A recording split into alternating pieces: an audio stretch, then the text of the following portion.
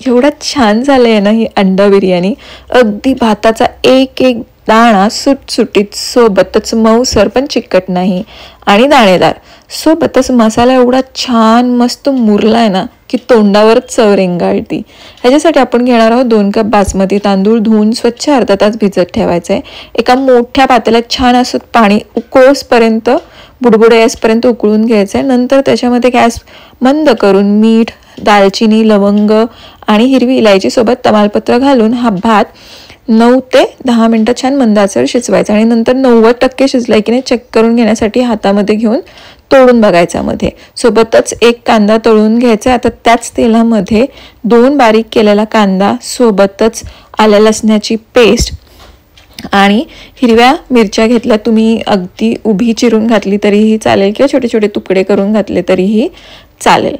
त्यासोबतच आपण ह्याच्यामध्ये 2 बारीक केलेले टमाटर घालून घेणार आहोत आणि मसाला घालून आपला जो टमाटर आहे त्याला छानपैकी शिजवून घ्यायचं आहे. म्हणजे गळोसपर्यंत तो शिजायला हवा आहे. तर ह्याच्यामध्ये हळद घालायची आहे. सोबतच इथनं सगळे मसाले आपण 1-1 टीस्पून घातलेत. लाल तिखट, धण्याची पूड, सोबतच किचन किंगचा एव्हरेस्ट मसाला आणि आपला बिर्याणी मसाला, हे सगळे 1-1 टीस्पून घालून घ्यायचेत.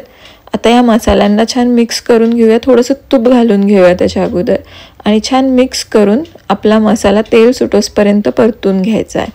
त्यासोबतच मी ह्याच्यामध्ये नंतर अर्धा कप कोथिंबीर आणि अर्धा कप पुदिन्याची पानं चिरून घातलेली आहेत. सोबतच अर्धा कप आपण घट्टसर पण जास्त आंबट नाही असं दही घालून घ्यायचं आहे. ते दहीही मसाल्यामध्ये छानपैकी मिक्स करून घ्यायचं आहे आणि छान असं दही मुरलं पाहिजे त्या मसाल्यामध्ये. थोडंसं पाणी घालूया म्हणजे मसाला जास्त कोरडा राहणार नाही आहे.